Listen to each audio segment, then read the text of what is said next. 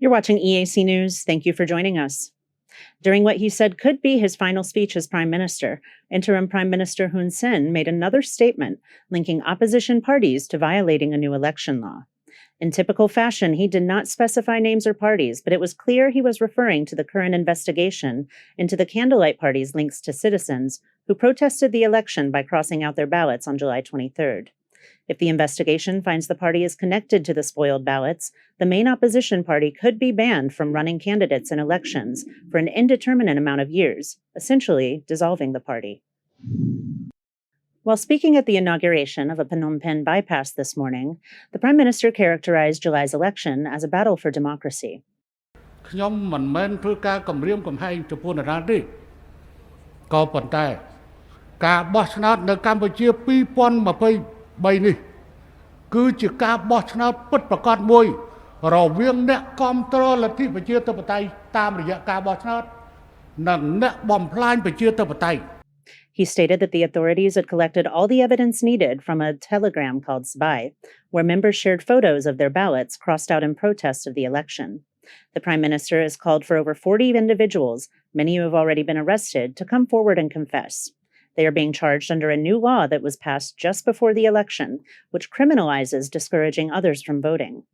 The current government has concluded that the Telegram group's actions fall under this category, and its members now face fines and having their voting rights stripped away for at least 5 years.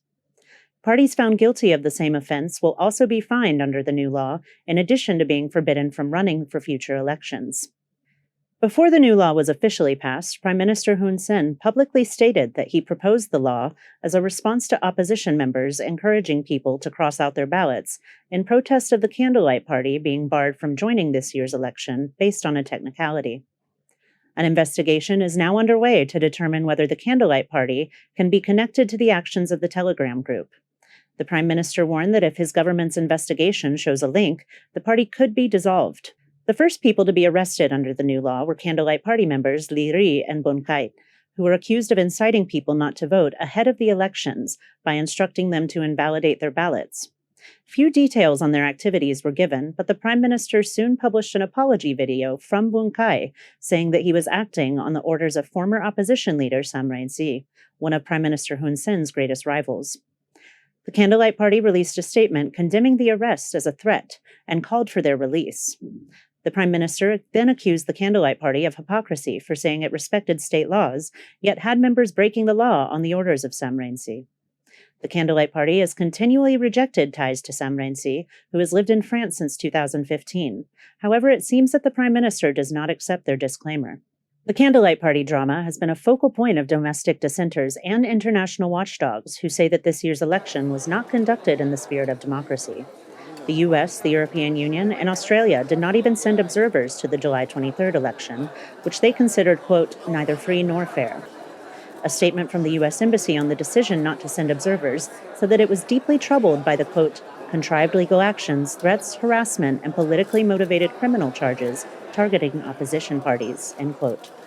Following the election, the U.S. denounced visa restrictions on those who undermine democracy and a suspension of certain aid programs. The royal government, however, said that the election was, quote, a true reflection of Cambodia's democratic maturity, with its exceptional voter participation and its election's legitimacy as attested by the diversity of the national and international observer teams, end quote. Over 400 observers representing countries like Russia, China, Pakistan, and Guinea-Bissau came for Election Day, and none reported anything amiss in the election process.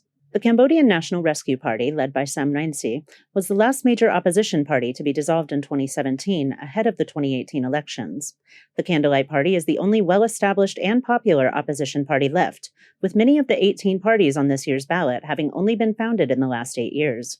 The National Election Committee's investigation of this year's spoiled ballots and their links to the Candlelight Party will play a pivotal role in the immediate future of Cambodian politics as a new prime minister takes over on August 22nd. Kristen Winters, EAC News.